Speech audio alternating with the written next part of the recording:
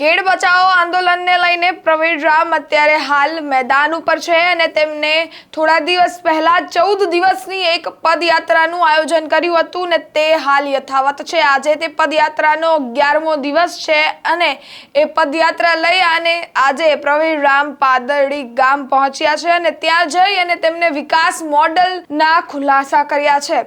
વિગતે ચર્ચા કરીએ શું ખુલાસા કર્યા છે પ્રવીણ રામે। વૈષ્ણવજન તો તેને કહીએ જે પીડ પરાઈ જાનાને રે। નમસ્કાર, નવજીવન ન્યૂઝ સાથે હું જ્યોતિકા પંડ્યા। વરસાદ આવે ને જાણે ઘેડની સ્થિતિ પૂરમાં બદલાઈ જાય તેવી સ્થિતિ સર્જાય છે અને ખેડૂતોના પાકનું નુકસાન થાય છે અને ખેડૂતોના પાક ધોવાઈ જાય છે। આવી સ્થિતિ દર વર્ષે ચોમાસા પછી ઘેડની હોય છે। ત્યારે ઘેડ પંથકને લઈ અને ઘેડ બચાવો આંદોલનને લઈને પ્રવીણ રામ અત્યારે મેદાને ઉતર્યા હતા અને તેમણે 14 દિવસની પદયાત્રાનું આયોજન કર્યું હતું।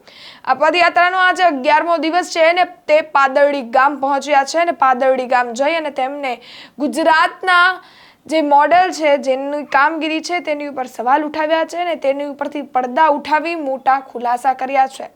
પાદરડી ગામમાં એક બ્રિજ છે જે 2 વર્ષ પહેલા જ તૂટી ગયો હતો અને તેની માંગ પણ કરવામાં આવી હતી ખેડૂતો દ્વારા કે આ બ્રિજ ફરી એકવાર બનાવી દો। ત્યારે હજી તે 2 વર્ષ પછી પણ બ્રિજ નથી બન્યો અને આજે પ્રવીણ રામ ત્યાં જઈ અને ત્યાંના લોકોને તેમની પૂછ્યું કે આ બ્રિજ તૂટ્યા પછી તમારી પરિસ્થિતિ કેવી છે? તો લોકો એ નદી છે, નદીથી ટ્યુબ પર 2 સાઈડ વાયર બાંધી અને એક શાંતિ બીજા સ્થાન જાય છે તેવી પરિસ્થિતિ છે। ત્યારે આજે પ્રવીણ રામે પણ આ સેમ વસ્તુ કરી, તે પણ ટ્યુબ ઉપર જઈ અને તેમને પણ આ વાયર દ્વારા એ નદીને પાર કરવાની કોશિશ કરી। ત્યારે તેમને ખબર પડી કે આ કેટલું મુશ્કેલ છે અને ત્યારે તેમણે એક વિડીયો વાયરલ કર્યો છે સોશિયલ મીડિયા ઉપર, જે આપણા જે ગુજરાતની કામગીરી છે તેની ઉપર સવાલ ઉઠાવે છે। સૌપ્રથમ તે વિડીયો જે પ્રવીણ રામે વાયરલ કર્યો છે તેની ઉપર નજર કરીએ। નમસ્કાર મિત્રો, મારી જે ઘેડની વેદનાને ઉજાગર કરવા માટેની જે પદયાત્રા છે એ આજે 11મા દિવસે પાદરડી ગામે પહોંચી છે। પાદરડી ગામની અંદર એક એવી મહત્વની અને એવી ઘટના સામે આવી છે કે જે તંત્રની આખી પોલ ખોલી નાખી એમ છે, ભાજપ સરકારની આખી પોલ ખોલી નાખી એમ છે।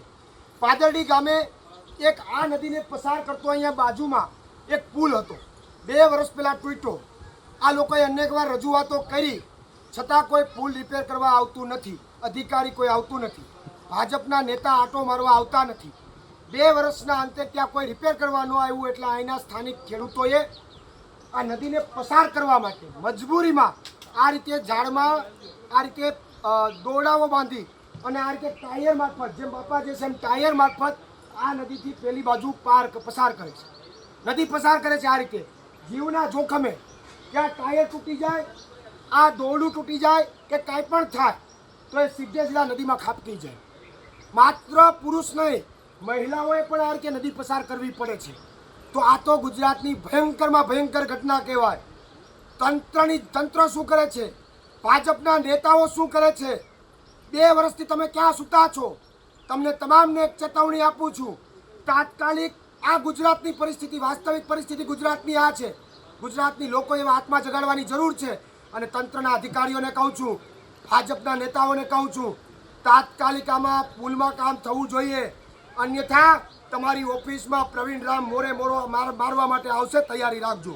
પ્રવીણ રામ, પ્રદેશ ફ્રન્ટલ અધ્યક્ષ, આમ આદમી પાર્ટી। આ હતા પ્રવીણ રામ જે ગેડનો અવાજ બની રહ્યા છે ને તેના ખેડૂતોને સહાય આપવા માટે સરકાર પાસે પુકાર કરી રહ્યા છે। હવે જોવાનું એ રહ્યું કે આવા વિડીયોઝથી તે લોકો પાસે માહિતી તો પહોંચાડે છે કે લોકોને ખબર પડે કે સરકાર શું કામ કરે છે, પણ હવે જોવાનું એ રહ્યું કે સરકાર આ વસ્તુ ઉપર શું કરે છે। શું સરકાર કોઈ આ વસ્તુ ઉપર કામગીરી કરે છે કે કેમ?